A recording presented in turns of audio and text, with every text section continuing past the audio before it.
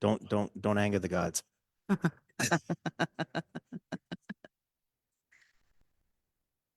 All right, let's see. It's usually on before it actually tells us that we are, but let's see. There we go. All right, we're here. Okay. We got to record this thing. Go to the cloud. Ooh. All right. Yeah. I guess that'll do it. Because today's Wednesday.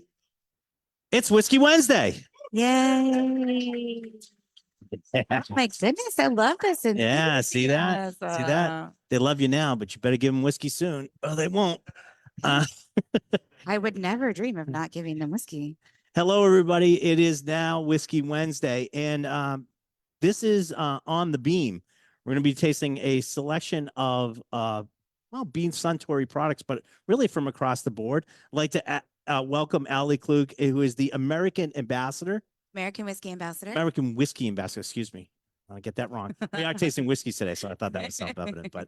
But she is here today to go through this great lineup with you guys and tell us all about it and go through it. So let's get going. Yeah. All right.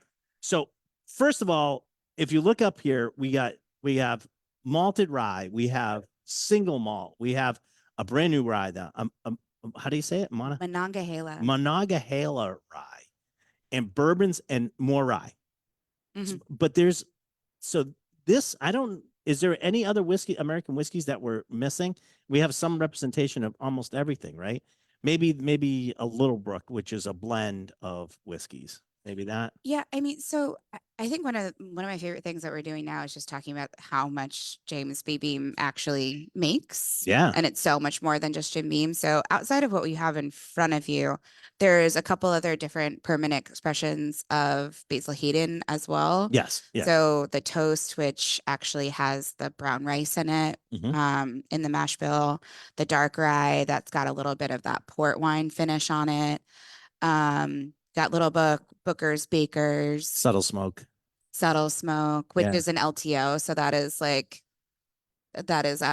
is limited for the year. Right. And then once that's gone, it's gone. I mean, I think, coming from, basically like, a smaller portfolio and more tight portfolio, Jim Beam has really, first of all, for a big company, has been at the forefront of a lot of things. The whole Booker's, Basil, Hayden, the small batch collection, and Booker coined that phrase. Yep.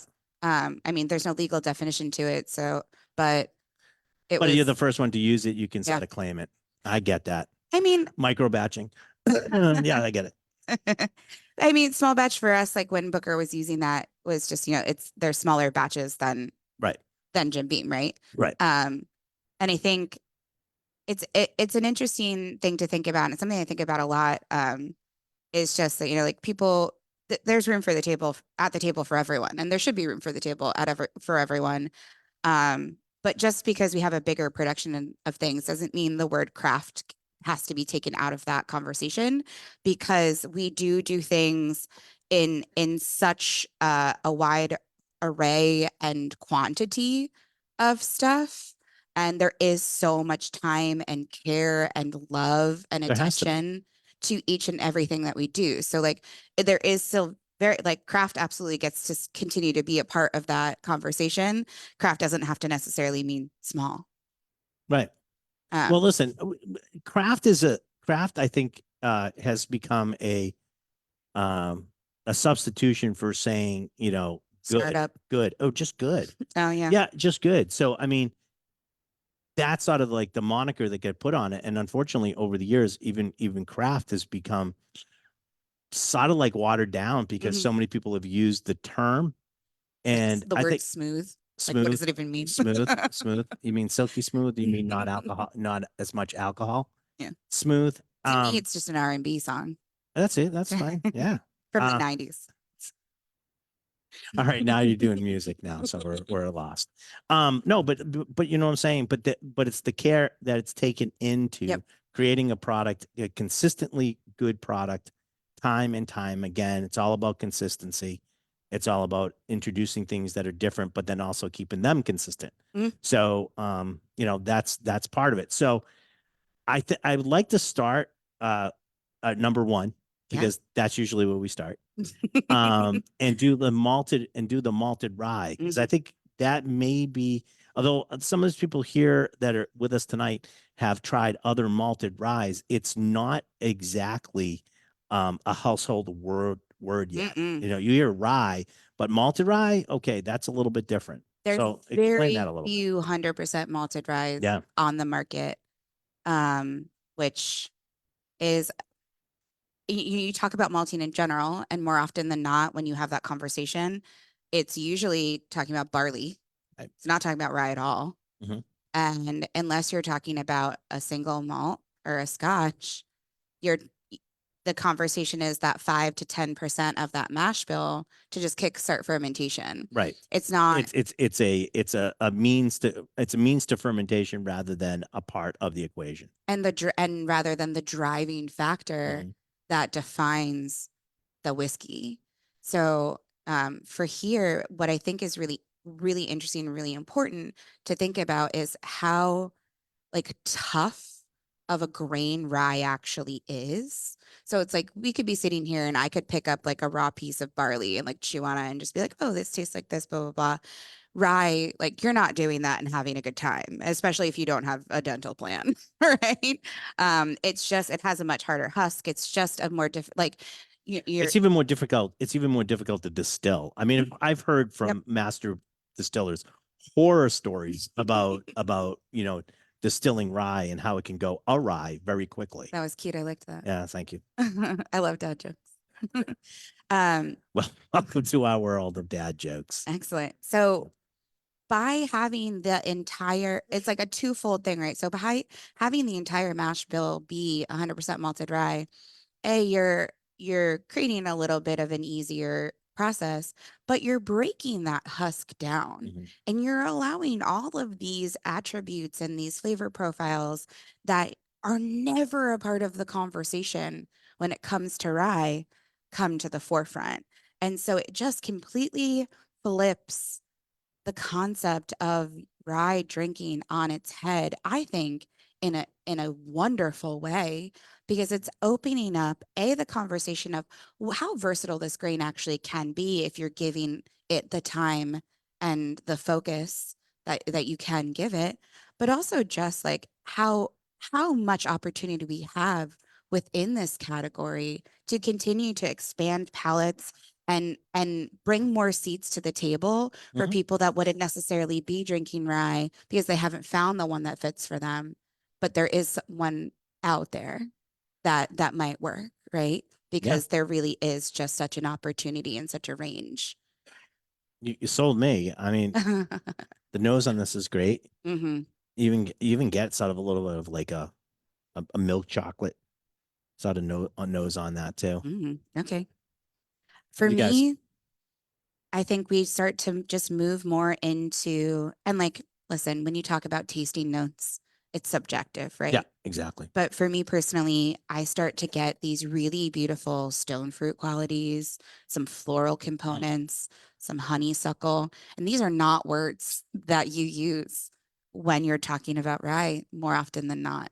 And I think that's super exciting. I find people that don't like rye like this, people who like rye like this, people who are new to drinking whiskey like I think this. people who like rye are sort of in the American whiskey world, because a lot of them jumped on to rye, are sort of the explorers in whiskey. Mhm. The people who like rye are people that will try anything. I like that. So there are once you introduce something else, they'll say, "I'll try it." Mhm. They're sort of on board already. A little Whereas bit more sometimes adventurous. more adventurous types. But is that what's it? And it's interesting to me that you like, is Basil Hayden now sort of becoming the sort of like the the exact same thing, the explorer, the one that's sort of out there, the one you're going to try different things and put it under that moniker? I think for Basil Hayden, you start with an ethos and a feeling and more of a path of approachability, of sophistication, of a little bit more of flexibility. in Okay. the way that you can use it and in meeting people wherever they are on their drinking journey. And that's the defining line. And then we start to pull all these different levers to change that in more drastic ways than we do in a lot and with a lot of our other brands, right? So like when you look at the variation of Knob Creek, you're looking at age statements, but the liquid's staying the same, but we're Correct. changing that experience in that way. So with Basil Hayden, we're pulling these pretty extreme levers of finishes and mash bills and flavor profiles, but they all lead back to this ethos and they all lead back to this heart and soul of a brand being approachable and Yeah, but I don't think. sophisticated. Well, I think that's true because I don't think you can't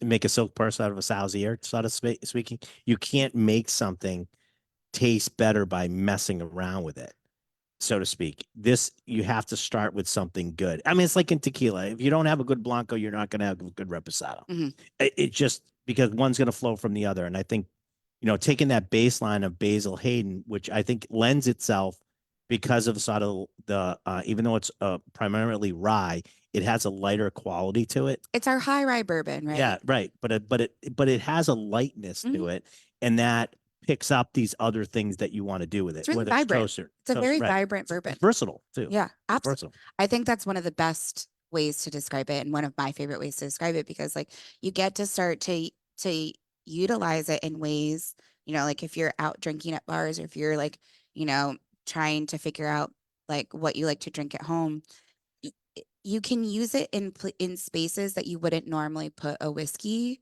because it plays well in the sandbox. Okay. With other like with more delicate modifiers and things that like maybe a bigger like a Knob Creek might overwhelm or overpower it. Basil Hayden plays a little bit better in the sandbox with some of those things. And I just think Versatile completely nails it right on the head with that. What do you guys think? That's more. Do you have this? Who's first time trying the malted rye? It's relatively new, so probably most of you. Yeah, September of last year. Yeah. But it's not been consistently out there too. At least I will say in Massachusetts, anyways. Michael fixed that. So we have it, but you guys like it? That's definitely something a little bit different. Now, the next one we're gonna try. We're still on the malt train. Yeah, and it's still how long ago did this come out? It's still relatively new. It's sort of making its trail now. It's knocking at the doors of. It came out last year as well, but depending on where in the country you are will dictate when you started to see it. And this year is actually the first year that it is available across the whole country. So when it first came out last year, it was only in select markets. And now we're starting to try and get it out there more and more. Can we say the name? Was it like a big one? You can say whatever you want. So Clermont Steep, I believe Clermont Steep came into Massachusetts May of last year. Okay. But it's an American single malt, so it has a little bit of a different journey than even like a Basil Hayden, because Basil Hayden, while this malted rye is different, it's still a name that people know. So like they're a little bit more, and rye and bourbon are categories that people know and understand a lot better. When you say American single malt, either someone has no feeling on it at all whatsoever, or what one person's impression of it is different than the person next to them is different than the person next to them. Well, the other part of that too is because we really started to haven't nailed down what American single malt is legally. Yeah, there's there's no legal little structure. And it's a little bit wonky as what the structure is. I mean, I think we can pretty much safely agree that it's malted barley. Yeah. So as of right now, the only real legal structure around American single malt, and there are people that are working to change this. Distillers, and Freddie is a part of that. Is it has to be 100% malted grain. It's got to be in America, one distillery. And really, like, other than these larger overall whiskey distillation rules, like the end of sentence, right?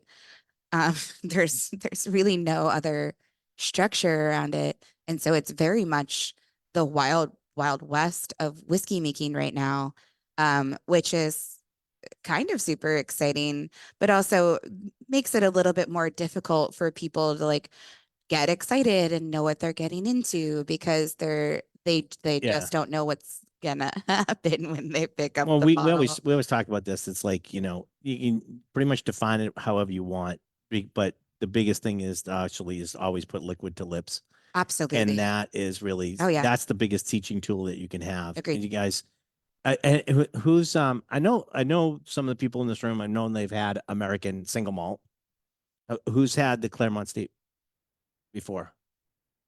Don't worry. No one's going to hurt you. You can raise your hand. Show off. Yeah. So it's like, "Oh, I don't want to get killed, but I'll raise my hand. No, it's okay. I just want to, you know, this is Jim Beam sort of marks the thing, marks it now that they're sort of the first bigger player Mhm. that takes, you know, that is entered this now category, Mhm. this relatively new category for the US market.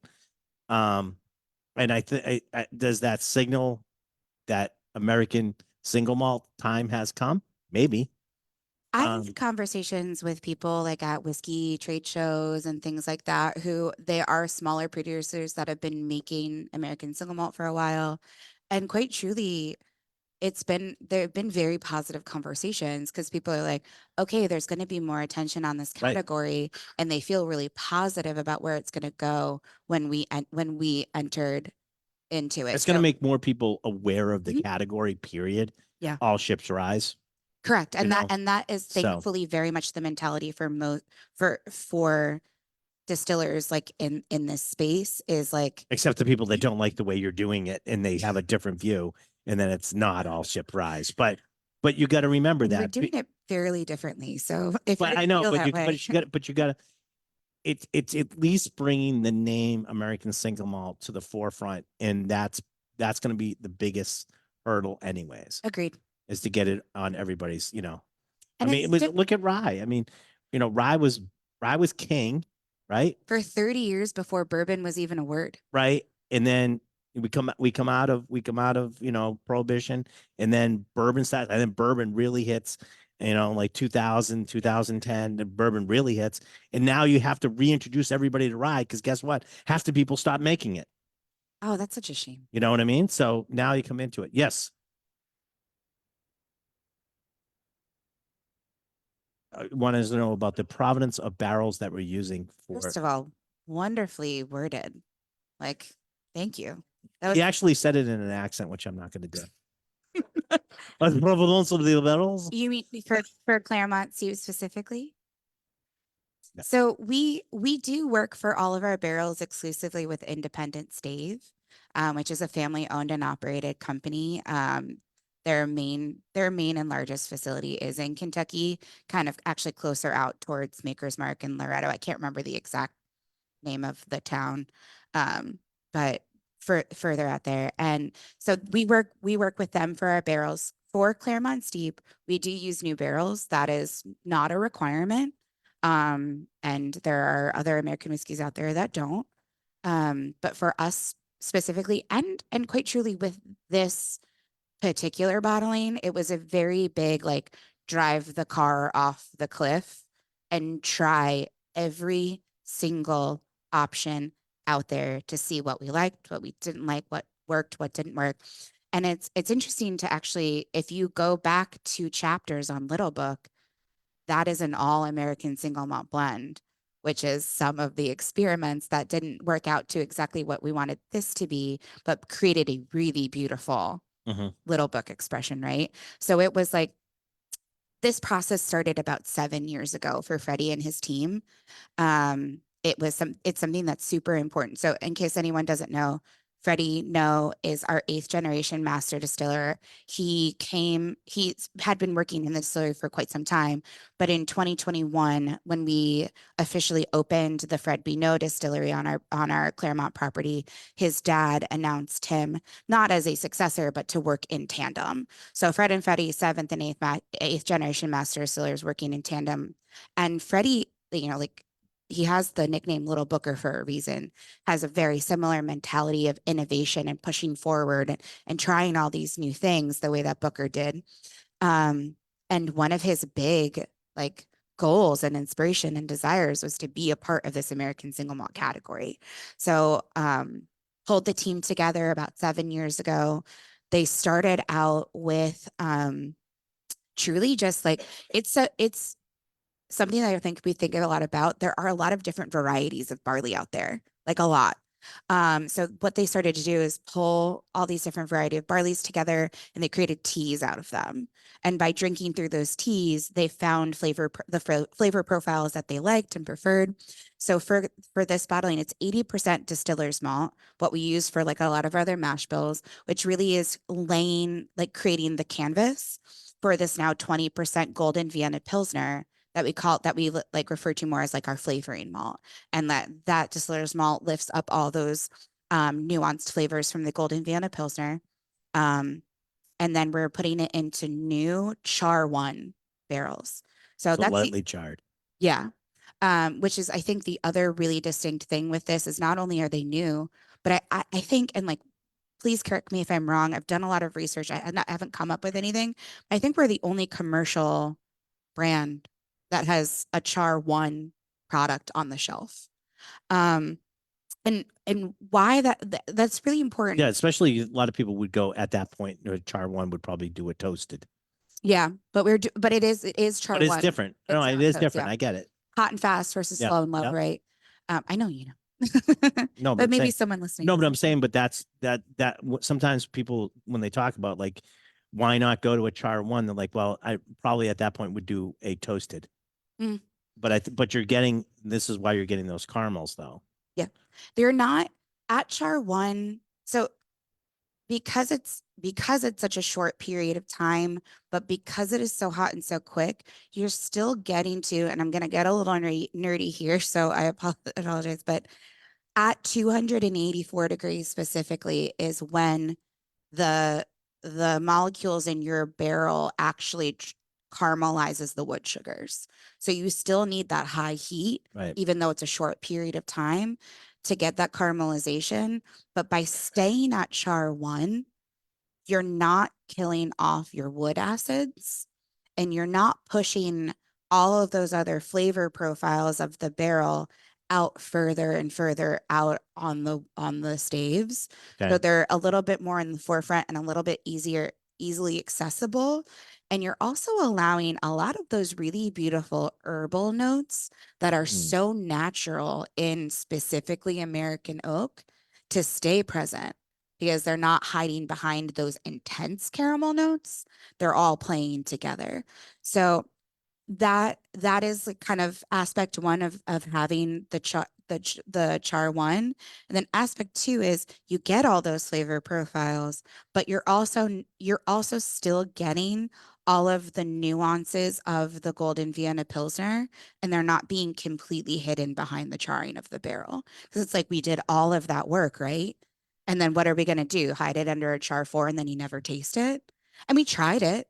Right. And we had actually a lot of consultations and conversations specifically with Independent Stave, because we've worked for them for so long and they know what we're looking for and they understand us as a distillery. It's a really beautiful partnership.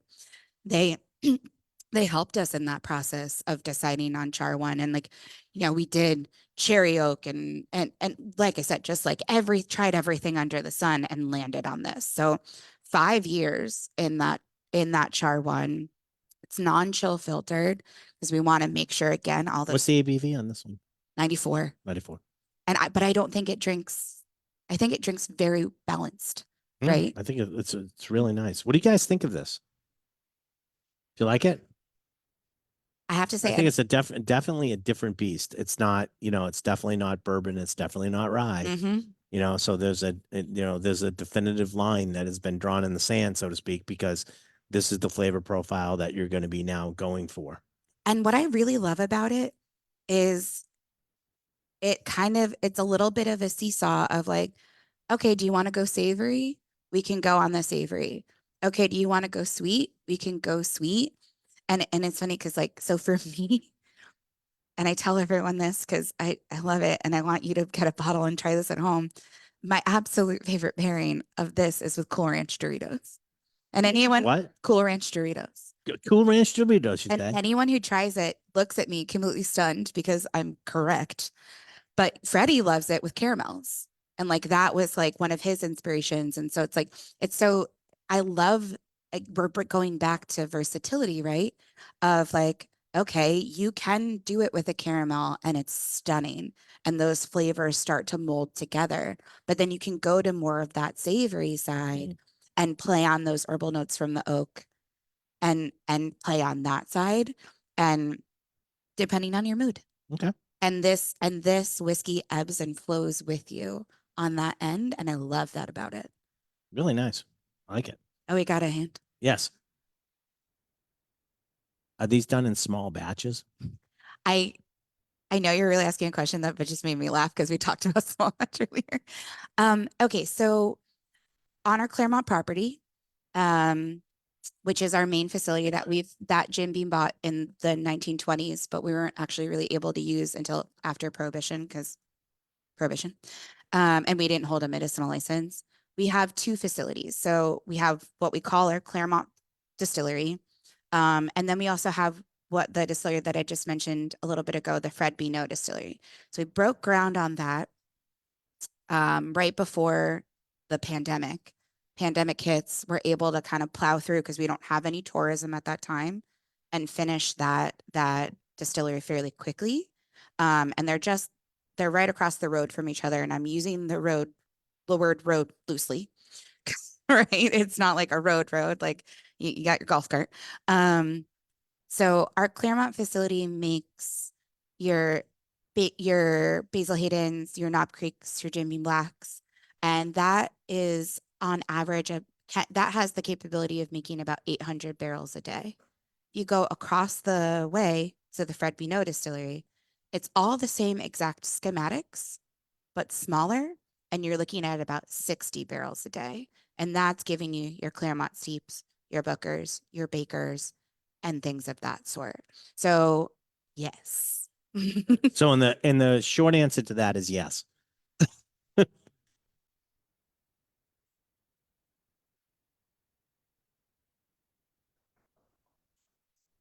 Oh, interesting.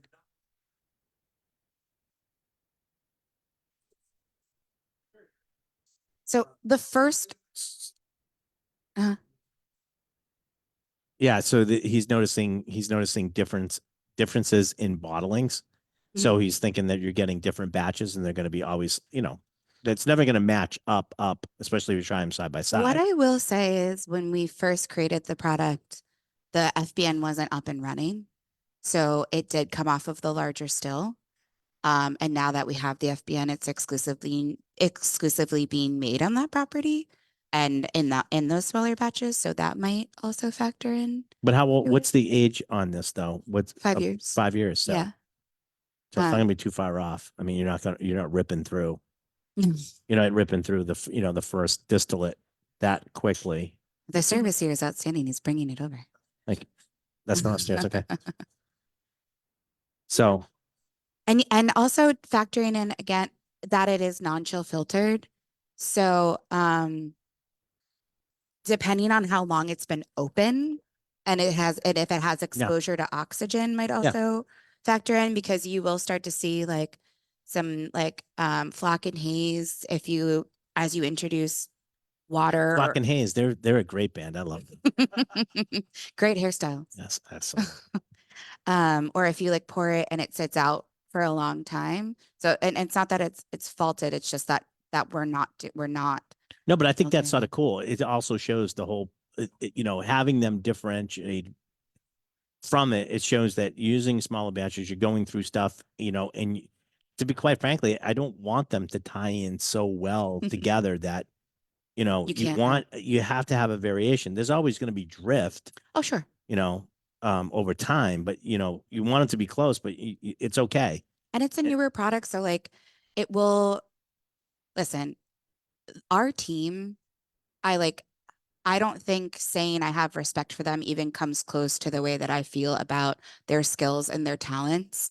like watching them work, listening to them talk, like we are just so blessed to have the people that we have at this distillery, and they're such kind-hearted people. Um, but there is a human element to it, right? Yeah, Because absolutely. you're pulling these barrels and you're finding the blend that you think is the most Well, if you're pulling consistent. a huge amount of barrels, then it's going to all even out. If Yeah. you're not, you're doing smaller ones, guess Mm. what? There's going to be very slight variations. Yeah, I think Yeah, it's cool. no, I agree. Yeah, And you're absolutely. looking at something that got released last year versus something like a Knob Creek that like we've had since 1992 Right. No, exactly. to get down to the exact precise consistency of Yeah, that bottling. absolutely.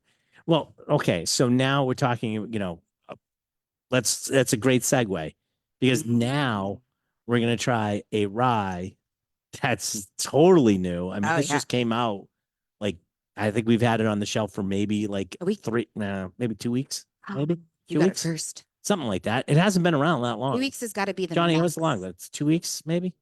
Tell 2 weeks. That's the max that you could have had it because it is brand spanking new. Okay, so explain this. Tell Yeah. me first of all the name, and then explain the name. You So got a lot of explaining to do. yeah, I'm ready for it. All right, go ahead. And what the best part about this is like it's new, but it's 25 days. You guys are overachievers here in Massachusetts. Yeah, I'm gonna Um, mess around. apparently. So this is a new product for us, but it's so steeped in history, and that's one of my absolute favorite things. So we're on to A Overholt. The A stands for Abraham. So if anyone here, I'm sure everyone here has a bottle of old Overholt at home, that very stern man Mhm. on the front, that's Abe. That's Abraham. So Abraham is the founder of Overholt. Um, started the process in 1810. He was 26 years old, got his family's farm in Pennsylvania. And if you ever seen the picture on the front, he's 26 in that picture. He actually Aging is a lot different back then. he actually shaved his head and he wanted just the curls on the side. Yeah. It was a vibe. Yeah, It it was a was a vibe. look for sure. Um, so 1810 is when this brand started, and it is actually the oldest running American whiskey in existence. Um, because they did have a medicinal license, so they never stopped production on it.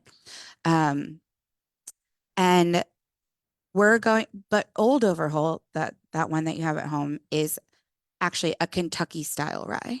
So when you talk about a Kentucky style rye, you're on average, like the general concept of the mash bill, you're looking at like 60% rye, 30% corn, 10% malted barley. There is a decent amount of corn in there because corn is the main agricultural focus in that area, right? Mhm.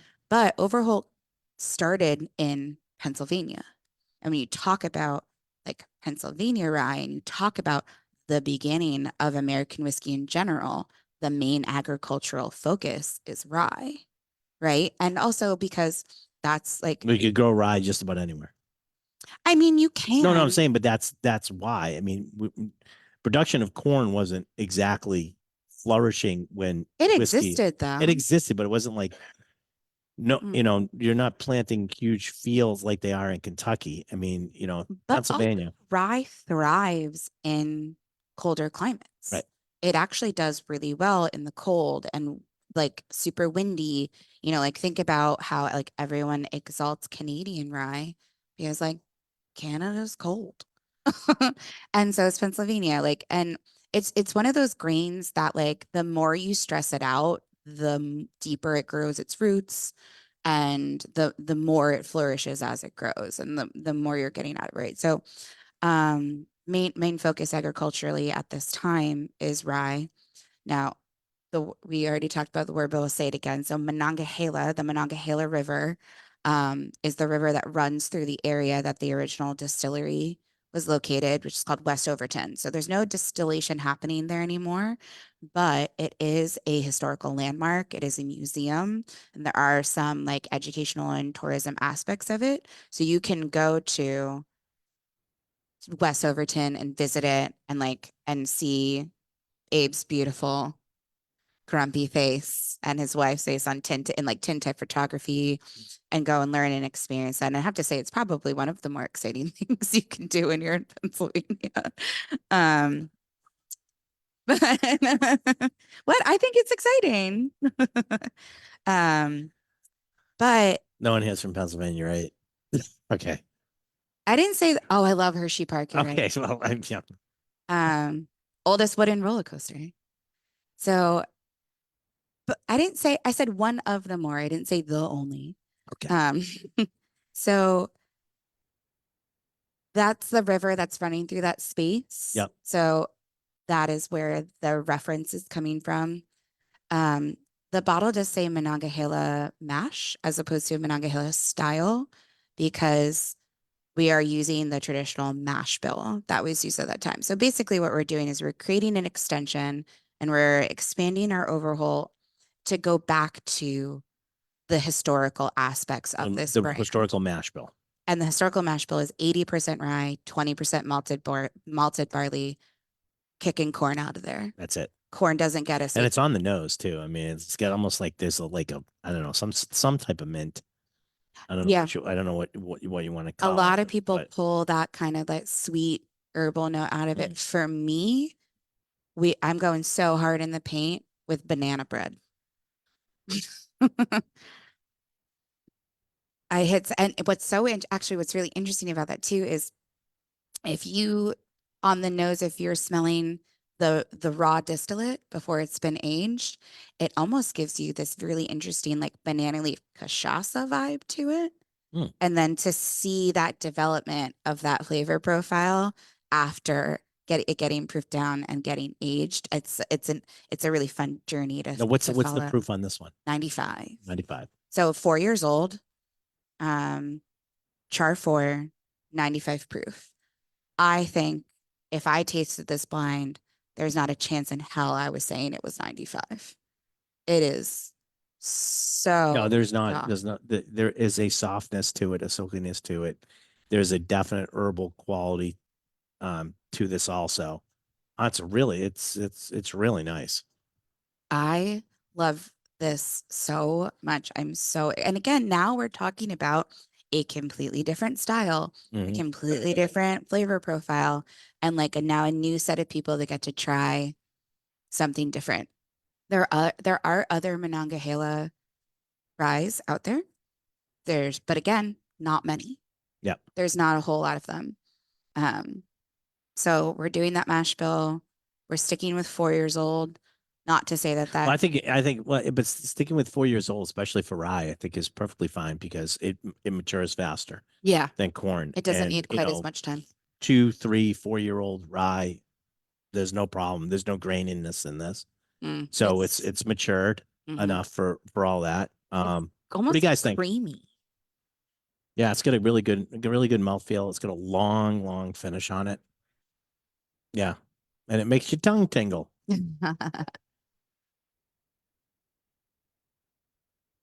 A mint tea with a couple lumps of sugar. Waldorf said Wait, that. did we decide? Did you decide? Statler and Waldorf are on the side. Just like. I love the Muppets, so this brings me so much. Yeah, there you go. I'm so excited about this product, and like I'm so excited to be able to go back to that history and to give a little bit more love to this brand because it has been such a dependable staple for the beverage industry. And it is a little bit of like a cult classic, right? Like some people say old over cult for a reason. And so to be able to start to delve more into this brand and more into this history and more into American whiskey history in general, like it just makes my heart go pitter patter. But how does it go with Moxie? Moxie? Oh, you New Jersey people don't know about Moxie. Yeah, we have rock. I don't have any Roxy left, but it's coming. By the way, it's coming. You know Moxie? You know what Moxie soda? No. Oh, I don't drink soda. Oh, so no. It's because I don't this drink is soda. a very New England thing.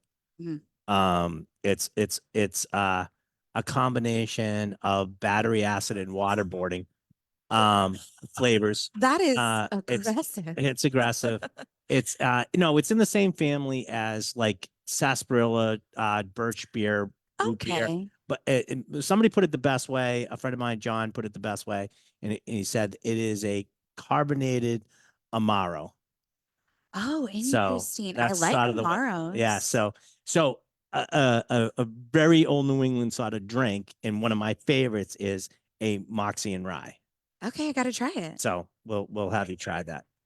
What? It's come to the point where I've actually we're coming out with a rye that was aged in a Moxie barrel That's that we put exciting. stuff on. So that's Wait, coming they're out. aging soda in barrels? Well, we're aging in barrels. I don't know who they are, but we're doing stuff like that. So, oh, Johnny went and get you some It's, Moxie. So you know what? I'm gonna say I'm pretty thrown that it's bright orange. why? I don't know what I expected, but I didn't expect an orange can. Yeah. Is the liquid orange? No. No. Distinctively No, different. it's when you look, Oh. when you were looking at the eclipse going by and you had those glasses on that you couldn't see through. So stern. That's about the color. You're so funny. Yes, it did stop off as a patent medicine. So this might actually be the only soda I like then. Well, I don't know. You probably hate it, but that's okay. I gotta try it though. You gotta try it though. Yeah, just try it. Just try it on its own. Yeah, of course. Just try it on its own. What's been? Oh, okay. Yeah. Oh, okay. There it is. It's as black as my heart. There you go. Correct. Try it. No, she's got something. She can just show a little bit. So what the other thing I really love about the Overholt is like drink it on its own. Yep. Crushes in like a perfect Manhattan. Well, it has so much flavor. You could not hide this. No. You could not hide all this flavor anyways. Okay. All right. Yeah. Yeah, but So like I drink Malort. So you're really not throw me off my game too hard. Chicago handshake. Yeah. You make a Malort face? No. Oh, I got some great Malort face photos. Absolutely not. Later. I like it. We sell it Malort. I'll go grab a bottle on the way up. All right, well there you go. Grab that and grab a no. I don't know if I would pair those two together, but like no, I wouldn't either. Unless I was that's like gasoline and grapefruit. See, that's what I always get with more is just that grapefruit pith, right? And so it's like for me it works. But anyway, back to Overholt. All right. Back to something that tastes good. What we also discovered like over like the last 2 weeks of like launching this brand as a team is like it's actually like thriving in tropical cocktails. I had it in a Jungle Bird last night. And who's had a Jungle Bird? Anybody? I love Jungle Bird. It's really, really good. There's have you tried Tip Top? It's a premix cocktail. They make I can't get it right now, but they do make a Jungle Bird that's like dead on. A Jungle Bird? That's wild. So Jungle Bird, look it up and try it. It looks like it would be sweet. It is totally it's sweet not at all. Rye ties. It's like rye ties. Yeah, like instead of a Mai Tai, it's rye tie. Get it? Like we even did like a daiquiri with it the other day because we have like no self-control. Okay. And we're and we were unsupervised. I say unsupervised, and it was definitely my boss who did it. Okay. So, right. Well, there you go. Not the right phrase. Yeah. He was unsupervised, or she was unsupervised. She was unsupervised. Yeah. What do you guys think of the rye? Yeah, I think it's really nice. I think it's really nice. Now, the next product we're going to try. You think you know, but you don't know. Totally threw me off that I didn't even know this was even coming out. And when I saw it, I was like, I'm waiting for people to figure it out. Okay. Because it's really good. It's just one of those type of things that shows up out of nowhere, and is actually on my list as shelf gem. Oh, I love that. So we have I have a shelf gem list. Okay. Of everybody's hunting for stuff that's really good but affordable. Yeah. Usually around $50, $60, anywhere between 30 and 60, somewhere in there that you can just also the Overholt can go on there. Yes, it can. Yeah.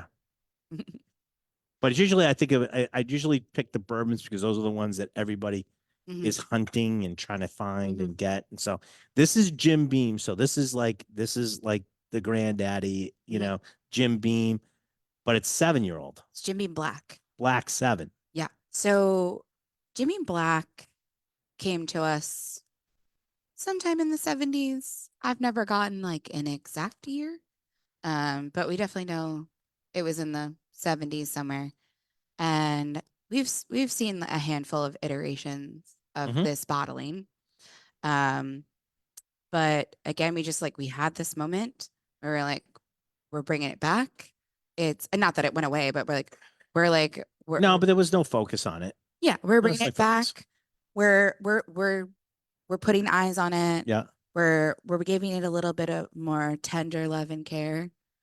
Um, so But what makes it black?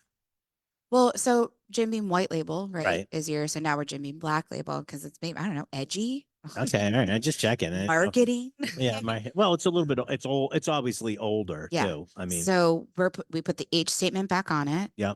So now we're at 7 years age statement on the bottle. And what was most recently on the market was 84 proof. We bumped it up to 90. So we're sitting at a 7-year-old 90 proof Jim Beam Black. So this is not just a new label. This is new liquid. Right.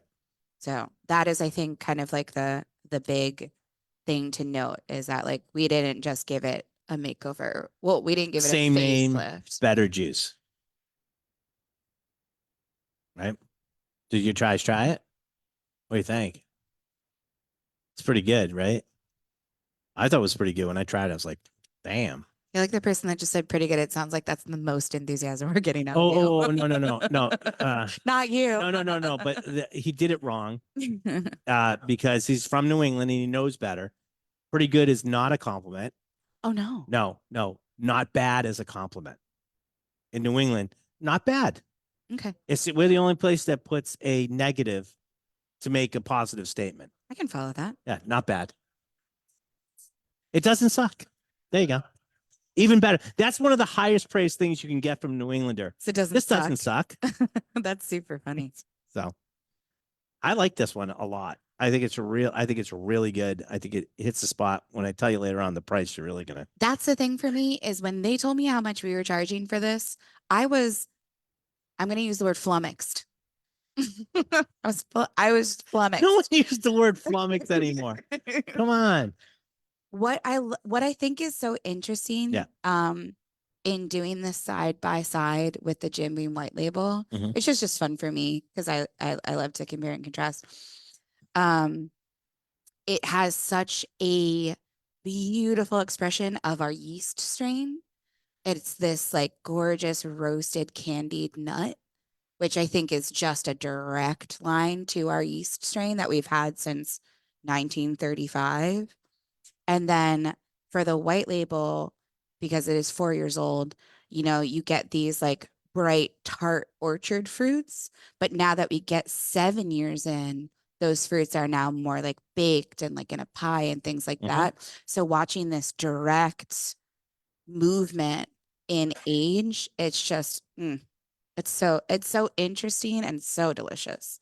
Really good. Flummoxed. I think it's excellent. Flummoxed. Good word. Thank you. Sometimes people get thrown off by the random words I use.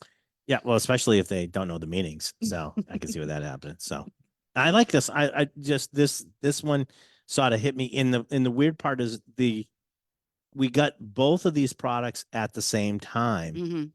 And it was sort of like I would have separated them They were because back to back on the I know bottling line. I know, and they were just back to back. And I think this one's gonna get lost a little bit until everybody realizes what this is. And it's good that we're having this tasting tonight because it's Mhm. only been like 2 weeks since it's been released here in Massachusetts. I will And you're putting a spotlight on it. I will So. say there's probably some old inventory that people are working through.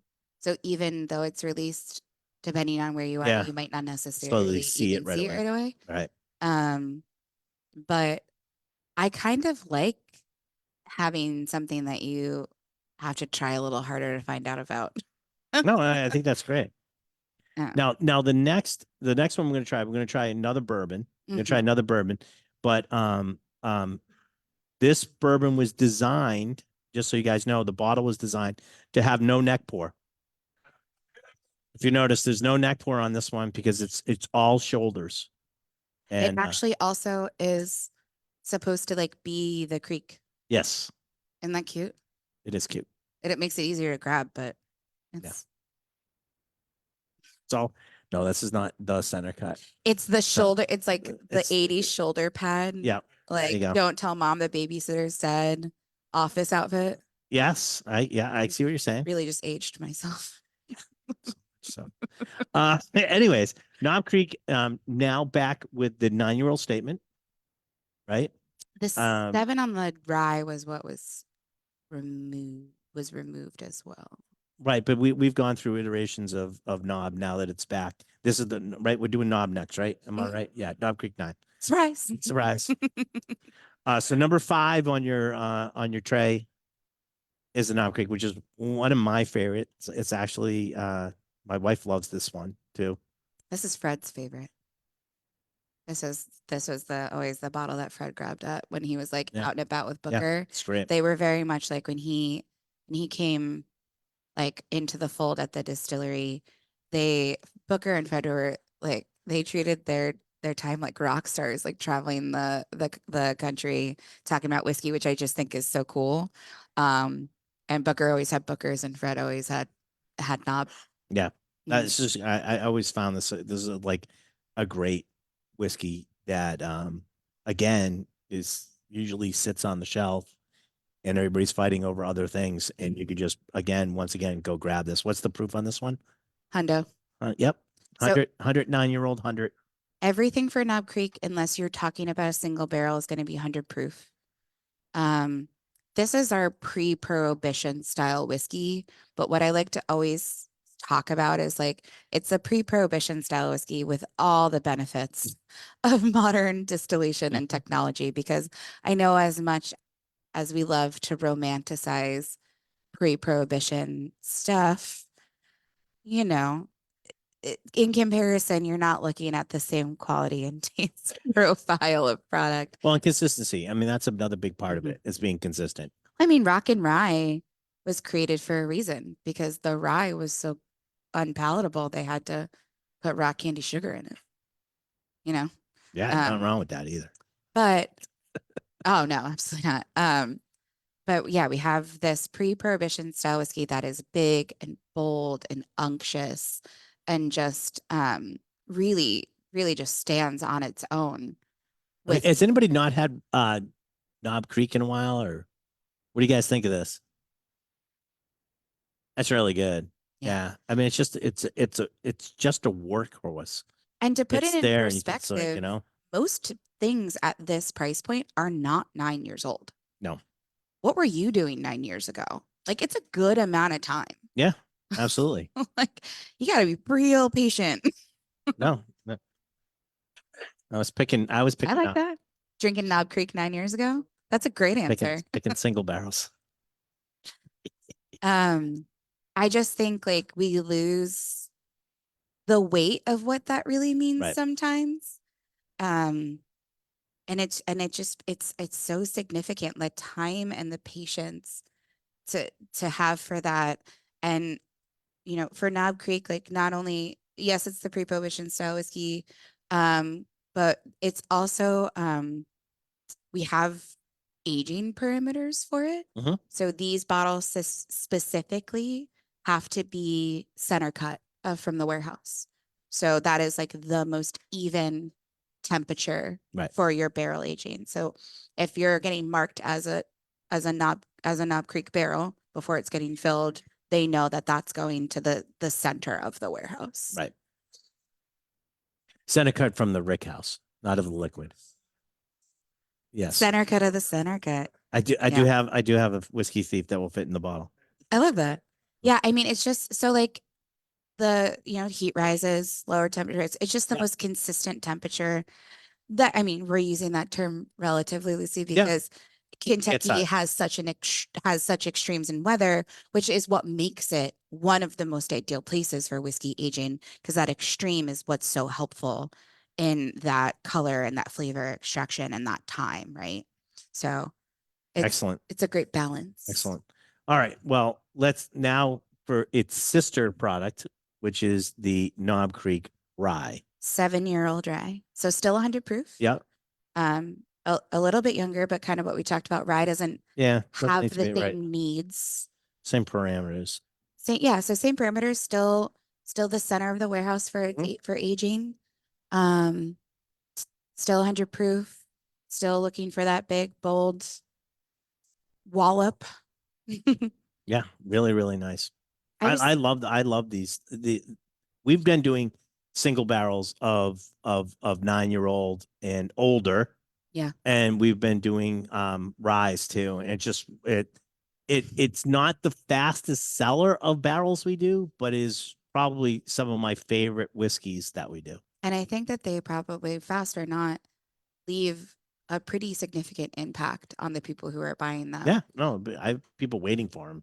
Single barrels are just they're so precious. Like they're so incredible because you get to find the flavor profile that like speaks to you. Right. And to what you want to provide your consumers. And then that's the only place that they get to get them. That's right. Because so much of aging is so dependent on nature and has very few hands in anything that's happening to it. Like really the biggest contribution that we get to make is where it goes in the rick house. Right. Then after that, there's no other human component. Human interaction other than me thieving whiskey out of barrels if I can find them. Go there. But do you just bring that with you just so no one's looking, you're just like ping, ping. But it's good. All right. So do we need to end this, or can people see what the next whiskey that we're having? Is it okay if we go on the interwebs, or do I need to end this? On the internet. Okay. It can? I guess. Oh, you guys. Can it go? Oh, sure. Wow. Doesn't matter to me. They're just watching watching at home. And then turn around. I'm like, I'm in a meeting next week with the brand house getting in trouble. Getting in trouble. So, the guys are passing out to you another whiskey for you guys to try. The work never starts with me. He always ends with me. So I have to sit up here and fill what we're about to do and not have the whiskey. But he's still going to ignore me and just keep going and delivering it up. All right. Why don't you tell us what everybody's drinking? I mean, so everybody just got kind of what I alluded to a little bit earlier is like the levers that we pull to change your drinking experience when you're drinking Knob Creek, specifically our age statements. So when you look at our bourbon, the entry level for us is that 9-year, but we do always release a 12-year, a 15-year, and an 18-year. Mm-hmm. But that's been the development for our bourbon. And now we're starting that process for our rye. So I believe Mike said about a month. In about a month, we will get permanently a Knob Creek 10-year-old rye, which is what you have in front of you. So this is a Knob Creek 10-year-old rye at what the proof? Still 100. 100 proof. Yeah. That's only going to change if you have a single barrel. Okay. We're going to stay consistent at 100 with that proofing. Nothing wrong with that. Yeah. So we're adding 3 more years and just like kind of creating and continuing to move forward and develop. So there's not going to be as much of it out there, but it will be a permanent expression. This isn't a limited time offering. Okay. But there will be less of it. So, okay. So it's not taking the place of the 7. No. It's an addition to the 7. Okay. Mm-hmm. But even though it's going to be technically available all year, it'll ebb and flow. Like it won't always be in stock. Yeah. I mean, it's a supply demand type thing. Sure. I get it.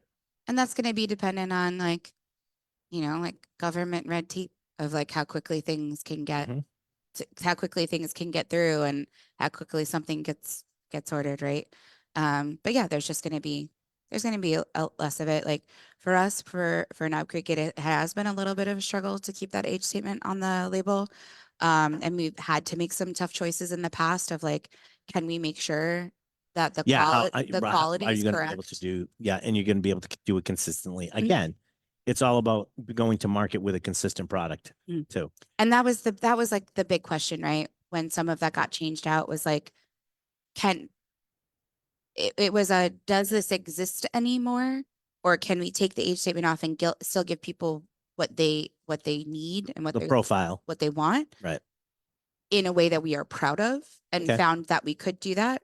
And then once we got production back up to a place where we were confident, we got those age statements back on. Okay. And now we're at a place where we can continue to expand with things like this. Yeah, I mean, Knob Creek's always been. Matter of fact, I think it might still have some of the empty bottles when they couldn't fill any Knob Creek. It was a dry spell. The creek went dry, but it came back. It came back better than ever, and it was great. Right? No, it was excellent. Now, what do you guys think of the 10? Good. Yeah, it's really good. It's mellowed out a little bit. It's got some great rounder flavors going on. Yeah, it allows that classic cracked black pepper to be there, but it's a little less zippy. Right. I don't want to say no, I get what you're saying. Yeah. All right, you guys got one more thanks to Waldorf over here. You got you're Stadler? Oh, he's Stadler. Excuse me, Stadler. You guys have one more whiskey to try tonight. And that is a Lock and Key single barrel. Oh, cool. Of rye. This one's was called Rye of the Tiger. That's a great name. And somebody else just stole it. This is at 115 proof. When you drink it, do you have to be running up and downstairs? Yeah, it helps. Okay, perfect. So just so you know, this was barreled on October 15th, 2012, and it was bottled on April 3rd, 2019. Nice. So 115 proof. This one is from warehouse W-1 floor 6. So warehouse 1 floor 6. Warehouse W. Is it what warehouse W1? It's warehouse, right? Warehouse W. Yeah, W. Okay. We do letters for our warehouses. Well, because it said F, and that's why I figured floor 6. You read that. Yeah. I? Warehouse 1. No, it's 1. So that's warehouse 1. Okay. And then floor 6. Okay. Yeah. I just want to make sure I'm reading it right. I got an expert here. Why would I fumble over it? We letter Give it to her. There you go. We letter our warehouses on Clermont. So it's like K, I, all that bad mamma jamma stuff. What's really fun and what's really fun and interesting and what makes also making these single barrels so exciting is like our Clermont property, because we've had it for as long as we've had it, is incredibly eclectic. Because it's just seen so many expansions and so much development. And for us as a distillery, it's right on the edge of the Bernheim Forest, which, like, good Lord, if it doesn't make it even more stunning. But there's all of these rolling hills. Sometimes there's a body of water, sometimes there isn't. Like because some of them have been around for so long, we do have like 9-level brick houses that like aren't allowed to be made anymore, but ours were grandfathered in. They're different shapes and sizes and colors and orientation. So like it really gives us such a beautiful opportunity to provide a really unique single barrel program. Yeah. Because they all have these different homes and all have these different microclimates depending on where you are on our and even on the property, it's got some like dips and rises in it. Oh, there's definitely moments where I'm very grateful for golf carts and that I'm not just hoofing it the whole way. Especially when you're chasing down deer. I saw baby turkeys. I've never seen a baby turkey before. It's right by Warehouse K specifically. Case. There's a whole place. There's a whole family of little baby fuzzy turkeys. What do you guys think of Rye of the Tiger? Pretty dang good, right? Yeah, this one was really, really good whiskey. Thank you very much, sir. Yeah, that's so kind of you to share. Thank you. Well, primarily the Lock and Key is a club. Lock and Key Society is a club. So it sounds so exclusive. It is. We let anybody in. That's how exclusive it is. But listen, I want to thank you for coming here and taking us right through this lineup here. I really appreciate it. It was great. I think everybody had a little bit of fun, right? Thanks for joining. Yeah, thank you.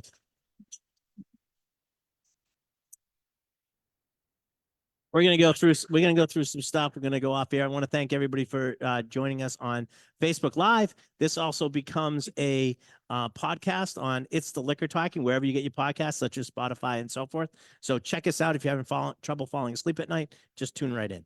Was I All right. soothing? Because normally I have a very You were great. intense voice. Thank you, everybody.